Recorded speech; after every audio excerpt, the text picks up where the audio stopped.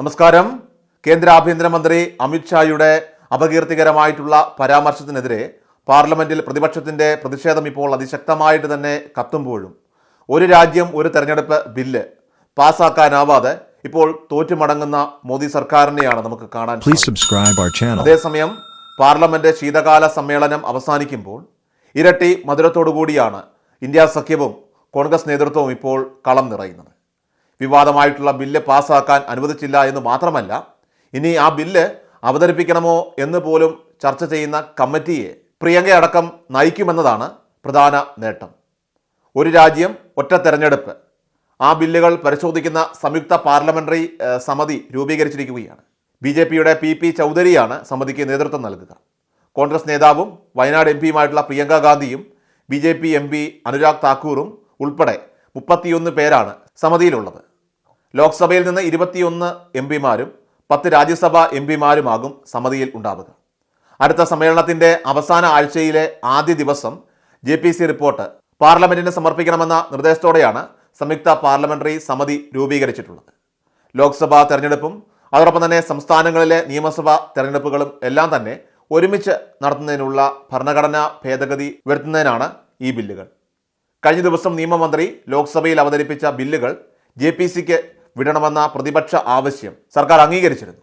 നിയമമന്ത്രി അർജുൻ റാം മേഘ്വാൾ ലോക്സഭയിൽ അവതരിപ്പിച്ച ബില്ലിന്മേൽ മണിക്കൂറുകളോളം രൂക്ഷമായിട്ടുള്ള വാദപ്രതിവാദങ്ങളാണ് സഭയിൽ അരങ്ങേറുകയുണ്ടായത്. 269 MPമാർ ബില്ലിന് അനുകൂലമായിട്ട് വോട്ട് ചെയ്തപ്പോൾ 198 MPമാർ എതിർക്കുകയാണ് ഉണ്ടായത്. ഇതേ തുടർന്നാണ് ഒരു രാജ്യം ഒറ്റ തെരഞ്ഞെടുപ്പ് ബില്ല് സംയുക്ത പാർലമെന്ററി സമിതിക്ക് വിട്ടത്. ബില്ല് JPCക്ക് വിടണമെന്ന് പ്രധാനമന്ത്രി നിർദ്ദേശം നൽകിയതായിട്ടും ആഭ്യന്തരമന്ത്രി അമിത്ഷായും വ്യക്തമാക്കിയിരുന്നു. ലോക്സഭയിൽ നിന്ന് 21 അംഗങ്ങളും രാജ്യസഭയിൽ നിന്ന് 10 അംഗങ്ങളുമാണ് സമിതിയിൽ ഉള്ളത്.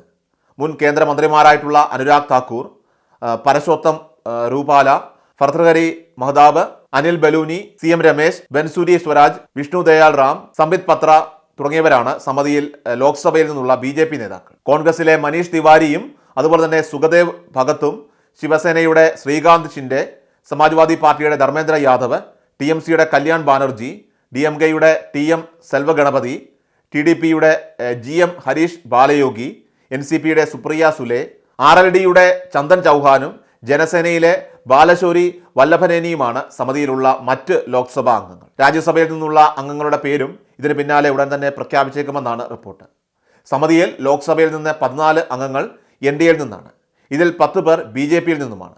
BJPയുടെ PP ചൗധരിയുടെ നേതൃത്വത്തിലുള്ള പാർലമെന്ററി പാനൽ ഈ നിർദ്ദിഷ്ട ഭേദഗതികളെല്ലാം തന്നെ പരിശോധിക്കുകയും ബന്ധപ്പെട്ടവരുമായിട്ട് കൂടി ആലോചനകൾ നടത്തുകയും ബില്ലുകൾ കൃത്യമായി അവലോകനം ചെയ്യാൻ 90 ദിവസത്തെ സമയം നൽകുകയും ചെയ്യും. എന്നാൽ ഇത് അധികാര കേന്ദ്രീകരണത്തിലേക്കും അതോടൊപ്പം തന്നെ സംസ്ഥാനങ്ങളുടെ സ്വയം ഭരണാവകാശം ലംഘിക്കുന്നതിലേക്കും നയിക്കുമെന്ന് ചൂണ്ടിക്കാട്ടിക്കൊണ്ട് പ്രതിപക്ഷം ഒറ്റക്കെട്ടായിട്ടാണ് ഈ നീക്കത്തെ വിമർശിക്കുകയുണ്ടായത്. രാഷ്ട്രപതി ഭരണം കൊണ്ടുവരാനുള്ള BJPയുടെ തന്ത്രമാണ് ഇത് എന്നാണ് കോൺഗ്രസ് ആരോപിച്ചിരിക്കുന്നത്. എന്നാൽ ഒരേ സമയം തന്നെ തെരഞ്ഞെടുപ്പ് നടക്കുന്നത് ചെലവ് ലാഭിക്കുമെന്നും അതോടൊപ്പം തന്നെ വോട്ടർമാരുടെ ക്ഷീണം പരിഹരിക്കുമെന്നും കൃത്യമായിട്ടുള്ള ഭരണം ഉറപ്പാക്കുമെന്നും വാദിച്ചുകൊണ്ട് BJP പ്രതിപക്ഷത്തിന് മറുപടി നൽകിയിരുന്നു. 1951, 52 മുതൽ 67 വരെ ഒരേ സമയം തെരഞ്ഞെടുപ്പുകൾ സാധാരണമായിരുന്നു. എന്നിരുന്നാലും 68ലും 69ലും ചില നിയമസഭകളും 70 ഡിസംബറിൽ ലോക്സഭയും പിരിച്ചുവിട്ടതിനെ തുടർന്ന് വെവ്വേറെ തെരഞ്ഞെടുപ്പുകൾ നടക്കുകയുണ്ടായി.